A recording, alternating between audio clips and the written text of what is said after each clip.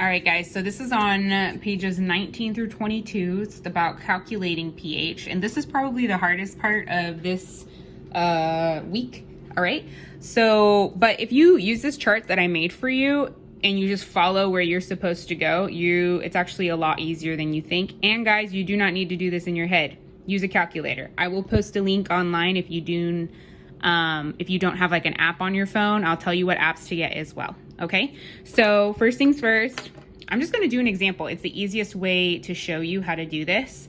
Remember, we have these 4 things.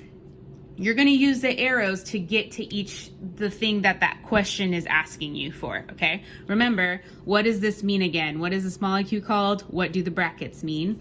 What is this molecule called?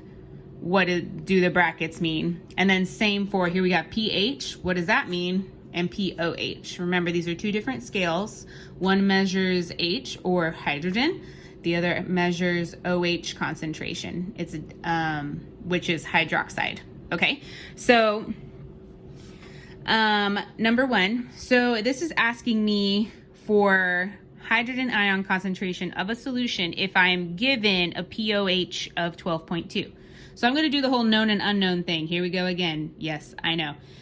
Known, we have 12.2. We're trying to get to hydrogen ion concentration. So here's pOH. This is what I'm given. I'm trying to get over to hydronium. Remember, it's the same thing as hydrogen ion. So to do that, I need to either go this way and this way, or I need to go this way and this way. You can choose whatever route works best for you, but I always use this route first when I can, because it's just subtracting the number 14, or 14 minus whatever you're given. Okay, so notice I have a pOH here. So if I subtract 14 minus the pOH, I will get the pH. So 14 minus 12.2 is, I need to see here, 1.8. So this is my pH. Okay, so now I'm in pH land, but I want to get to hydrogen ion land. So what do I need to do? Follow the up arrow. So I need to use this side. I need to put 10 to the negative pH. So my pH number is 1.8.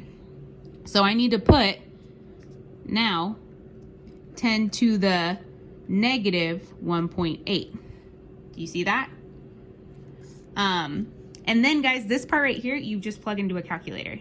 So again, I'm gonna post this online scientific calculator that to me is easier than Desmos, but you do whatever pleases you best.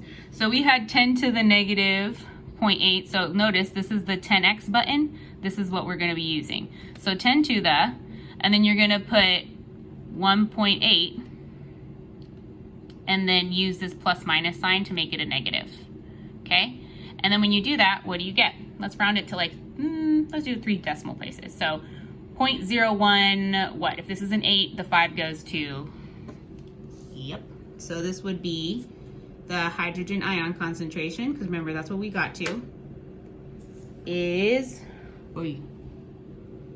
I can't do this with one hand, 0.016 molar.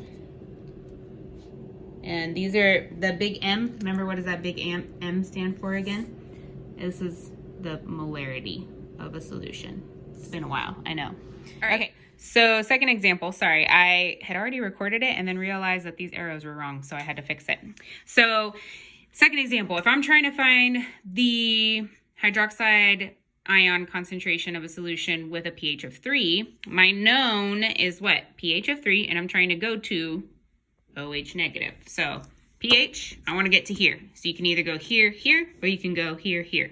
Okay, so again, I always resort to this one because it's the easiest. You just subtract a number.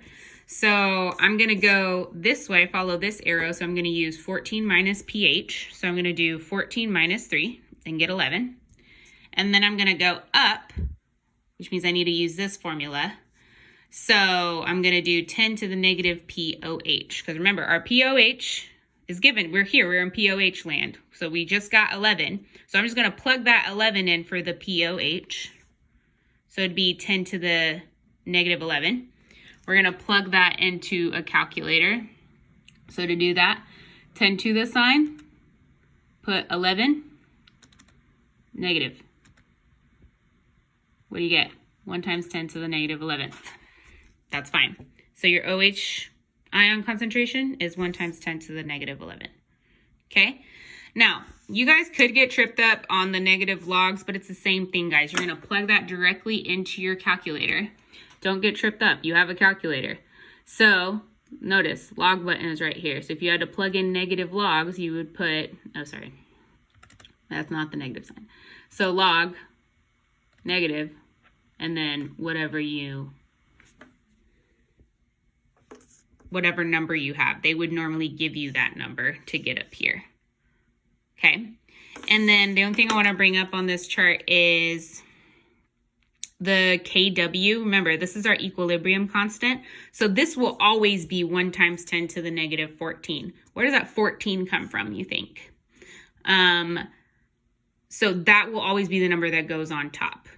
This bottom number would be given to you. It would be like a 1 times 10 to the negative 4, 1 times 10 to the negative 5, whatever they give you, that's what you would plug in for that bottom part. And you plug it into a calculator. That's it.